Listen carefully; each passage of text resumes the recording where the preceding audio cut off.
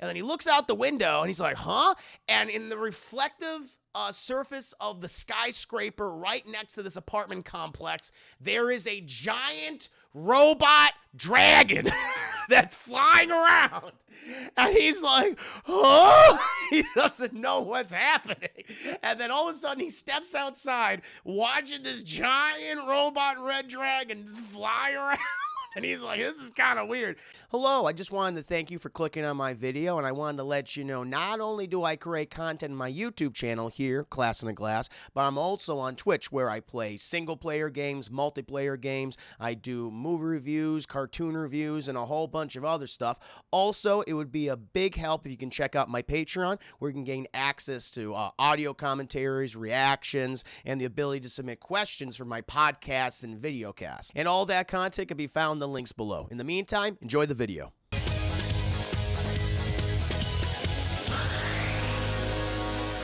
But again, chap, absolute pleasure to have you here. Hope you're all having a very nice Friday evening. TGIFF, chat. Thank God it's fucking Friday. Cheers and salute to you.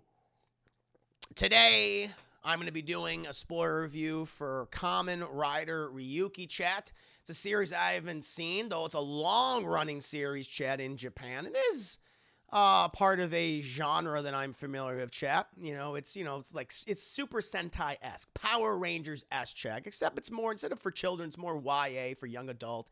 It's like, yes, it's still goofy, and people are still clad in colorful costumes and fighting monsters, but a lot of people fucking die in this show.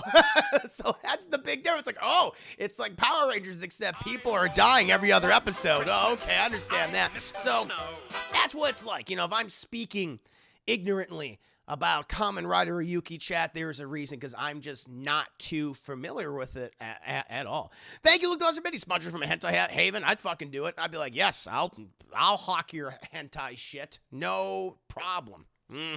Gotta do it, chat. Gotta do it for the buck. You have to do it. Oh, my Juicy Shower stream. Yeah, I can tell you, scene by scene, live from Juicy Show and sponsored by C Shampoo. That'd be great. Suave shampoo, that is. But before I go ahead and get any more details, chat, about Kamen Rider Ryuki, because, I haven't seen this before, but I have to ask you a very important question. How many of you have seen Kamen Rider Ryuki, chat? I'm very curious about this. Very curious about this. Juicy Star and selling hentai tentacles? Maybe. They pay well. I'll do that. I'll hawk that. No problem, chat. I'll do it. For money. You've known what I've done for money, chat. You've seen me. Valkyra says, I have. Gentlemen, I watched the entire show. Okay. Yeah, this is part of like a long-running series. I guess this is the 12th series in this, this saga, if you will. Castface says, I have not. Glee, not sure what that even is. Oh, what it even is. I'll explain it to you.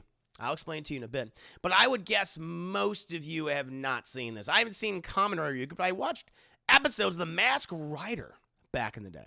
Well, you never heard of it? I'm beyond green when anime, because it's not even an anime. It's a live-action Super Sentai Power Rangers-esque series. But I see why you would think this would be an anime. Totally. I thought it was an anime. I was like, oh, shit, it's like a Power Rangers thing. Arthi says, yay! That's a cute little emote. What's that emote? Moika High. I love it. It's adorable. Carol, I haven't. Luke the Boss, no, and to be honest, don't want to. Tell us how you really feel. Deadpool, I have seen some of it. Shout Factory, yes. Shout Factory has a Twitch stream, but that they stream all their Japanese shows from. Vision79, Vision, hello to you as well. Good to see you. Isn't Kamen Rider a Power Ranger? It is. It is. So yeah, Chad, the easiest way that I can explain this to you, it is a YA Power Rangers show. Whereas Power Rangers Super Sentai, I would say, like, that's much more for children. That's what it is. It's like, 10 and below. This Kamen Rider Ryuki, I would say it's like for preteens. Like, you're over 10, but you're not quite 13. It's like that, 10, 11, 12 range, I would say, for a Super Sentai-esque show. I don't know if I ever heard of this one specifically. Maybe I've seen clips of it online, because, I grew up, I'm a Power Rangers kid. I grew up with that stuff. I watched Mighty Morphin Power Rangers. I watched all the way, to Zeo and Turbo and then Space. And after Space, I kind of fell off. I kind of heard, certain things about the other shows like Jungle Fury, maybe Time Force or something, maybe something called Lost Galaxy. But other than that, I mean, that was, my era was from like 92 or 93 to like 98. Like, that was my Power Rangers. That was my exposure. You saw the movies, of course. I saw Mighty Morphin Power Rangers, the movie, and Turbo. a Power Rangers movie. And of course, Power Rangers, you know, the theatrical film 2017, which I thought was super underrated. I liked it. But I never really watched any of the Super Sentai or shows within that genre. So this is my first time like actually sitting down and watching a YA version of a Power Rangers-esque show. And I was like, well, you know, I'm going to sit back. I'm going to let them serenade me and take me on this journey. It is very much a show on a budget, chat, because everything looks cheap as fuck. Now, I guess, you know, it's a weird thing because Power Rangers is also cheap as fuck. There's no doubt about it. And this episode, funny enough, it reminded me of the Mighty Morphin Power Rangers movie. Because unlike in the TV show, a lot of the times what I did appreciate, they had people in suits. It's like, yes, they had, you know, some practical effects mostly and canned explosions, that kind of thing. But they tended to stay away from CGI. And so aesthetically, the Power Rangers series, you know, it never detered, you know, into like using other types of effects like CGI, like cheap CGI, which just made it just stand out. This show indulges in a lot of cheap looking CGI. And literally you have just... oh my God. You have just these pixelated effects that come in that look so cheap, like JPEGs that they kind of move a little bit to like it's the show that it's in motion. It's like, that's a fucking JPEG and you're just making the wheels turn. And it's like, you just put a GIF in there. I mean, it's cheap as fuck. There's no doubt about it. But, you know, there's a charm to it. There's no doubt. And this show is a little more adult because people die constantly in this episode. I was like, Jesus, everyone's getting killed. I was like, who's the hero in this show? But I'll tell you, Chet, I'll tell you. But first of all, we got to go ahead and get into episode 1, a scene-by-scene breakdown for Kamen Rider Ryuki. The first episode, chat. We start in a sepia-toned city, chat. Everything is orange. Japan has been taken over by sepia tones. I was like, why is everything orange and yellow? It was very weird, chat. It was like, do I have some weird settings on my computer, like on Instagram? Would you like to post this in sepia tone? No, I would not like to do that. So why is my computer suddenly sepia tone? But instead of going into my settings and figuring out, it was just the episode, chat. We go from sepia tone Japan, all of Japan sepia tone, and then they quickly have the regular color scheme. I was like, well, that was a weird transition. But we followed this group of folks here. We followed this group of folks who are walking down one of these bridges that connects like these two skyscrapers. And we have this one girl who is like at the back of the group, and she's like, oh, Jesus. Oh, God. And she's like, what's wrong with her eyes? She has pink eye, chat. I think she has pink eye. It's like, that's when you wipe your butt or when you encounter feces, okay, and you don't wash your hands, and then you itch your eye, and then you get pink eye, chat, and you need to isolate yourself for 24 hours so you don't spread your stinky butt fingers to anybody else, because then we're going to get pink eye. But she decides to look in her reflection in the building that she's crossing, chat, across the way, and it's like, oh yeah, it's pink eye and a half. But as she moves away, chat, there is a giant spider inside of the reflection, a giant CGI spider in reflection. It's like, well, that is a hell of a symptom for pink eye, chat. I don't know how it is in Japan, but Jesus, pink eye, I guess, is a very deadly disease. Well, she then catches up with the group where I assume she infects everyone with pink eye.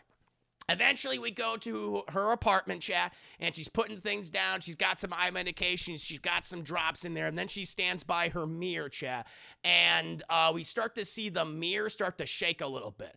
It's doing that weird, really fake TV CGI shaking, and she looks into it, and she notices, for whatever reason, in her reflection, she's covered in spider webbing. It's like Spider-Man just came in and went, just splooged all over her, chat. And she like has like webbing around her neck, on her face, on her torso. But when we see her in the real world, there's nothing there. And then all of a sudden, when she turns around, she's like, it must be the pink eye. When she turns around, chat, this giant fucking spider comes out of the mirror and just guts her and then sucks her into the mirror world. It's like, what the fuck is happening? I don't know, chat, but pink eye is very deadly in Japan. I learned something today. After that, she gives, by the way, she gives out a horrible fucking screech, because you would screech too if a giant spider literally just yeeted its mandibles inside of your torso, chat, right through, just stabbed her, punctured her right through her body, and then sucked her in there. She gives out a blood-curdling cry, and we then cut to these two people. I don't know their names, but they don't really tell you their names in this episode, but I know one guy is called Spiky Tips, because he has a lot of hair, but it's all like, he uses a lot of hair gel, chat. So, I mean, this is early 2000s, kind of late 90s, so it's like, that's why he looks like the way he does. Everyone used a shit ton of hair gel back in the day, and it's like, if he were to fall over, I feel like the hair would just break off or something. But he hears this along with this other girl who he's walking with, Jen. She's dressed in beige. That's all I know her for. They hear this, and he runs to the building she's in. And then when the girl gets there behind him, he has become a giant shadow within the mirror. We then cut from that, and I was like, there's a lot happening here. There's a lot happening here, chat. So we cut from that. And we are now at a train station where an old man is just standing there going, Jesus fucking Christ, what a day. Another case after case after case. He's a police detective, chat. And he gets a little ring-a-ding-ding on his phone, checks it's a text message, and it says there's been another random disappearance of a young woman in an apartment building. Come to this location. He's like, oh, God damn it, I hope the press doesn't get there. Speaking of the press, we then cut to a small Japanese newspaper, chat, where he's just editor. That's what we know him as. He is editor, chat, and he just attained the rank of editor thanks to, the owner of the paper. And he has an assistant who is very dismissive of him because she has all of these pictures of him being an asshole, just drinking all the time. And when he goes to the website, it's like, oh, make sure to update my profile to have it say editor. She's like, yep, doing that right now. And he goes to the web page of the newspaper, and it's him literally in his underwear with a tie around his neck and beer going, ha ha, I love beer, thumbs up for beer. And he's like, you can't use that picture. That's not appropriate. Well, it wasn't appropriate when you were dancing around the room drunk a couple of days ago. He's like, you liked it. Oh, what a wonderful office environment, chat, for women. Eventually he has to call his people because he put good old Rico. Rico is his best journalist, chat. Has her on the job to investigate this recent disappearance that they've heard about. They got a hot tip on. Just make sure not to alert the cops when you're doing interviews with the neighbors and things. But I'm going to give you some backup. I'm going to go send you Shinji. And she's like, don't send me Shinji. He's a piece of shit. He's stupid. He gets involved too much. And he's like, he's great. I'm going to call him right now. And so he calls Shinji, who apparently has decided to cover this altercation between a truck driver and a guy in a motorcycle. I guess the truck driver hit the guy in the motorcycle because he made a bad turn. And he's like, this is news. This is breaking news. Road rage in the streets of Japan. And the truck driver's like, I will beat the shit out of you. Get away from us. We're trying to handle the situation. It's like, what do you have to say for yourself? Murdering pedestrians on the roads of Japan. He's like, he's fine. I hit his bike. He's too stupid. But eventually he gets the call from his boss and saying, hey, you got to go back up Rico here. Get some fucking statements. See what you can do. Find out about this girl. These disappearances keep happening all over town. He's like, will do. Can't wait to go over there. And she's like, does she want me there? And he goes, of course she doesn't want you there, but I need you there. Sadly, you're my second best reporter. I can't believe I'm saying that. Hangs up the phone. We then cut to Rico, who is interviewing multiple people, taking statements, doing what a fucking journalist does. And then Shinji, I guess he has the mind of a child. He just bursts into the apartment complex and just begins shouting, where's Rico? What happened to the girl? It's like, that's not how you conduct an interview. You're scaring people. And Rico comes over to Shinji. She's like, what are you doing? Just calm down. He's like, oh, I'm sorry. I thought you were being in trouble. She's like, why would I be in trouble? And he's like, well, there's been all these disappearances around town. People vanishing without a trace. She says, I know. And then we cut to the cops. Who are like, what the fuck is all that shouting? Because they're in the room, they're doing their investigation. What's all that shouting? They go outside. Meanwhile, the mirror just starts doing weird shit, and it vomits up like one of the girls. She has like a hairpin. She had a hairpin in her hair, and I guess, after it vored her, it's vomiting up all the unnecessary things they can't digest. And so it goes, and the spider vomits up like a hairpin. And it falls on the desk covered in, spider vomit, spider bile. I'm not sure what comes out of a spider, chat, but it's spider spit, I suppose. And they're like, hey, what are you doing on here? This is a crime scene investigation. No press. Get out of here. And Rico's like, God damn it, Shinji. What are you doing? Now we have to leave. He's like, all right, I'm sorry. And so they're leaving the apartment complex, and they walk by that creepy couple. They walk by Gel Spiky Tips, and the beige girl. And it's like, ooh, they were there too. Can't have press investigating this. Eventually, they go back to the newspaper. They have a little meeting. And Edder's like, listen, Rico, I need you on this case. Go back, try to, get with the building manager, with the landlord, try to sneak in, see if he'll let you in, bribe him, do what you have to do, and just find out more about this girl, okay? And and Shinji's like, I'll come with you. He goes, no. What you'll do is you're going to provide us with a list of all the strange disappearances that have happened, I guess, in the last month, because it keeps happening all the time. And so sit your crazy spastic ass at the computer and look this shit up. And he's like, okay. And so Rico leaves. He sits down. He notices an address on the list. And apparently it's right across the street. And he's like, that's right across the street. Oh. And he's like, oh, listen, all my mechanical pencils, they don't have graphite. They're all of them gone. I need to go to the store to get graphite, the convenience store. I'll be right back. And there's like, you're a lying son of a bitch. He's like, graphite. And he leaves, chat, but now he doesn't go to get graphite. He goes to the store, he goes to the apartment of that other person who's missing. And he bribes the landlord, and the landlord's like, I'll let you in. And he's like, I haven't really cleaned up the place, so if it looks a little weird, forgive me. He's like, hey man, whatever. And he's like, listen, the tenant was a little odd. His behavior changed. I tried to tell the police, but they ignored me. Because I thought he was just getting weirder and weirder and weirder. People said that he just skipped town, but I don't know, something nefarious might have happened to him. But he lets him, he's like, here, I'm gonna let you in. He lets him in. He's like, don't touch anything, don't break anything. Let me know when you're done. And the entire apartment is just covered in newspapers. All the newspapers are taped to reflective surfaces, chat. And the guy's going like, that's fucking weird. What the hell's going on here? What the hell? And he's stumbling around. He goes to one newspaper and he rips it off, and it's like on this cupboard filled with glasses. And he gets distracted by something he sees on the floor. And when he looks away, spiders! Spiders! They're in the mirror spiders. There's mirror spiders in the mirror, chat, in the reflective surface. But he looks down and there's Yu-Gi-Oh cards. I'm not joking. There's literally like a pack of Yu-Gi-Oh-esque cards in a holder. And he goes, what is this? And he picks this up and he's like, I don't understand what this is. But eventually, chat, he sees in the window, this what looks like a big hole in the window, like all the newspapers were torn to shreds and stuff. He goes over there, but the window's not broken. And he's like, well, that's fucking weird. And then he looks out the window and he's like, huh? And in the reflective surface of the skyscraper right next to this apartment complex, there is a giant robot dragon that's flying around. And he's like, oh, he doesn't know what's happening. And then all of a sudden he steps outside watching this giant robot red dragon just fly around. And he's like, this is kind of weird. It then exits the mirror world and just yeets itself. I'm gonna get this guy. I'm gonna eat him. I'm gonna vor him. And he's like, ooh! But thankfully, Chad, the last second, he pulls out a Yu-Gi-Oh card or whatever the hell it is.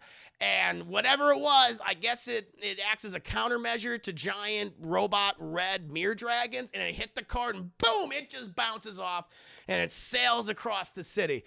And, but because of the explosion, it breaks all the, the shutter doors and all the mirrors and windows. And it's like, uh-oh. He's like, but what the hell was that? We then eventually cut back to good old Rico, chat, and she can't find anything. I mean, we see spiders in all the reflective surfaces, and the spider's like, I'm gonna eat that bitch. And so she gets a little ring-a-ding-ding on her phone, chat. She answers the phone while a spider's trying to get her, but she doesn't notice it at the time.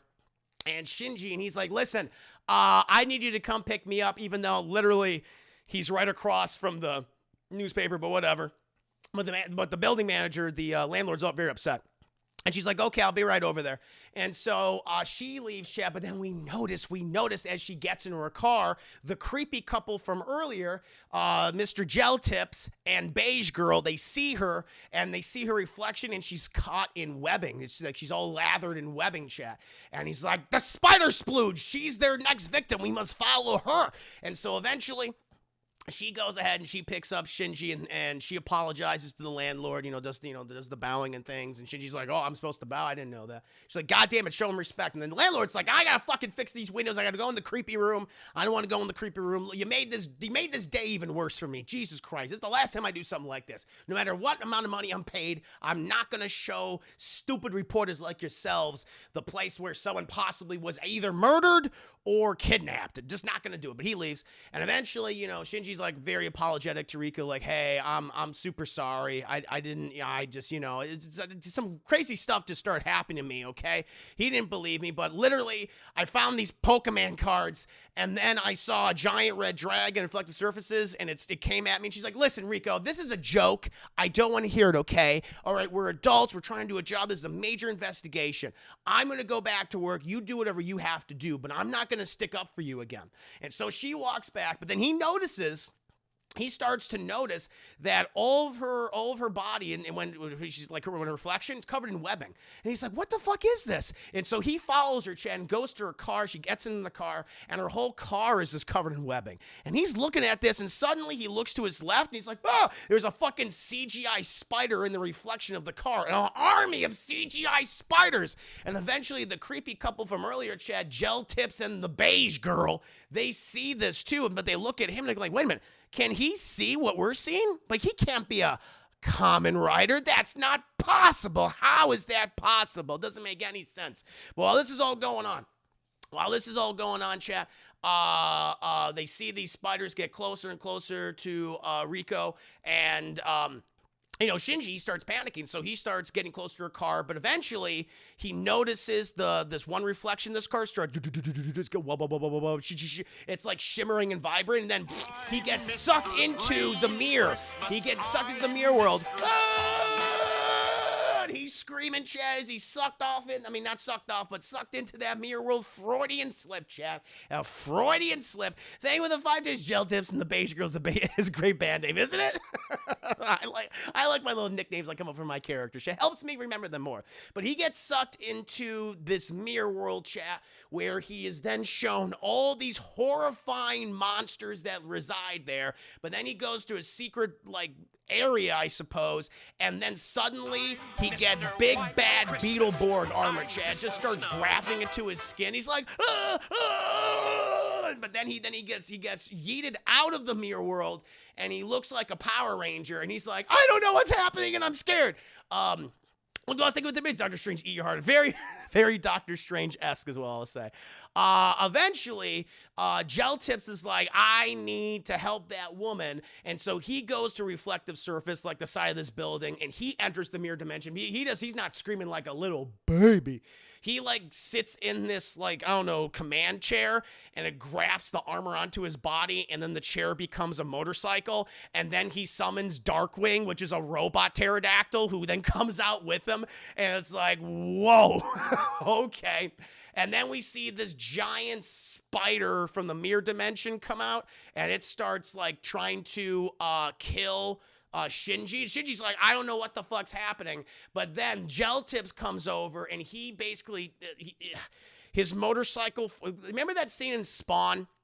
The movie where Spawn's motorcycle formed like a shell around him, then he hit the violator in the truck. Kind of the same thing here, where his motorcycle forms a shell, and then he slams into the spider, and it falls over and shit, and then Darkwing just starts pecking at it. Then he goes over to Shinji, he's like, are you a Kamen Rider? He's like, I don't know what that is. What the fuck is going on? He's like, stand back. You're no Kamen Rider. And then he, the Gel Tips' belt are the Pokemon cards or Yu-Gi-Oh cards or Magic the Gathering cards, I don't know. And he pulls it out and he summons the sword vent and he puts it in his wrist, and suddenly this portal opens and the sword comes down. He grabs it and he then starts fighting the CGI spider with Darkwing. Fucking Shinji sees this. He's like, oh, I have those cards. And he's like, he takes out a card and he's like, all right, cool. And he puts in there, he's like, sword vent. And then the sword vent comes down. He's like, fucking awesome. And so now He runs over. So he runs over and shit. He runs like, I got this too, dude. Oh. And then the other Geltip's like, what are you doing? He comes over there and he starts slashing at the spider, but the spider just grabs the sword and just breaks it in two. He's like, oh shit. And the spider just fucking yeets him. He's like, ah, and he falls backward and everything. And he's like, listen, okay, listen, all right, let me handle this. You're not ready. You need proper training. It's like, what is happening? It's like, those are mere spiders. We need to defeat them. And so then Geltip summons another card. He gets another card, puts it in there, and it makes Darkwing bigger, I guess, more powerful. And then Darkwing just... it just cacaws right on top of the spider and smushes it. And then it explodes. And then he, like, you know, fucking Geltips turns around, does that slow-mo walk. Cool guys. Kamen Riders don't look at explosions. It's pretty cool. And Shinji's like, holy shit, man, that's awesome. Listen, I don't know what's going on, but my friend is covered in spiderweb. I want to make sure she's okay. And he's like, there's no time for that. A great evil is about to descend upon us, but I can help you. And then, boom, it's the Red Dragon. The Red Dragon comes out of the building again. And fucking... Shinji's like, wait a minute, I remember that Red Dragon. I managed to beat it off. He's like, you beat off? No, you didn't beat off the Red Dragon. How's that possible? What's your Pokemon cards look like? And he's like, my God, you have the Pokemon cards to deflect the Red Dragon. And as they're running away, chat, the Red Dragon starts like shooting fireballs at them. Then, and then freeze frame, chat. And that, my friends, is my scene by scene breakdown of Kamen Rider Ryuki episode 1. I don't know what the hell's happening in this show, but cool concept. Mirror monsters. You got to fight in the mirror world using Pokemon cards and Power Ranger armor. There you go, chat. Hope you liked it. Great review. Thank you, Hamilton Burger. Thank you. Firewolf. Good to see you, Firewolf. Hope you're doing well. The Wig Warmer. Darwin and Doug had one of the best theme songs ever. Same with Goof Troop. Hey, man, fucking, Darkwing in this show is pretty goddamn cool. Don't you want to review the entire series now? Maybe. I can do it I will review episode 2 for, as I say, chat, 1,000 biddies for the next review, the next scene by scene breakdown spoiler review of Kamen Rider Ryuki. We shall see. Oh, but I hope you like that one. Shall be doing another TV review next Friday. How do you have all this free time? How? It's not free time. I have a schedule. I got to work on this stuff, YouTube stuff, and Patreon stuff, and then stream stuff. It's a very, very busy. I think this isn't too long. This was only about a half hour, 25 minutes. So it was nice. Nice. It was well paced. Didn't waste my time. Appreciate that. Oh, my Lord. But Persimans, good to see you. Dr. Luke the Boss, thank you again for the 3 biddies. Very kind of you. And thank you again, Luke the Boss, for another 3 biddies. Wait, I just remembered. I did see one episode of the American version back in the day. And CW, honestly, I never saw this. A giant elf man, whoa, with the 1,000 biddy donation. Give me episode 2. Put it on there then. Let's put it on there. Kamen Rider episode 2, chat, is on the docket. Thank you, Giant Elfman, for that generosity. Cheers and salute to you. Thank you so much. Oh, Psycho Kima, good to see. Hey, Chris just started Death's Door on Game Pass. Yeah, I just saw it was free up there. I was like, that's really cool. Very nice, very nice. Fairy Maiden, yay! Thank you, guys. Thank you. Really do appreciate it. No, there we go, chat. I'm looking forward to reviewing episode 2. See what happens next. How did Shinji defeat the Red Dragon? You know, what is the Red Dragon? Who is Geltips and the Beige Girl? We're going to learn so much more in episode 2. I assume, maybe it'll just be another prolonged action sequence. I don't know, but we'll find out next time, chat. Very excited. So I watched the last bit of it, and you were talking about, yeah, that spider looked like it could have been the Beast Wars. I'm totally, man, cheap as shit. Did I lie, chat? Oh, my Lord. But now, my friends, so I think we're going to go ahead. Do you guys want to go ahead and do Peacemaker episode 4 next? Or do you want to do some single-player shenanigans in Death's Door? What are you feeling? He used blues, the white... He used the Blue Eyes White Dragon. Indeed. And he says, yep. Again, yep. Dragonite's a loose adaptation from Yuki based on what you and the YouTuber I watched say. Oh, there you go. All right, chat. We'll go ahead and set up for Peacemaker, and then after Peacemaker, we'll jump into some single-player and multiplayer video game shenanigans. That's what we'll do.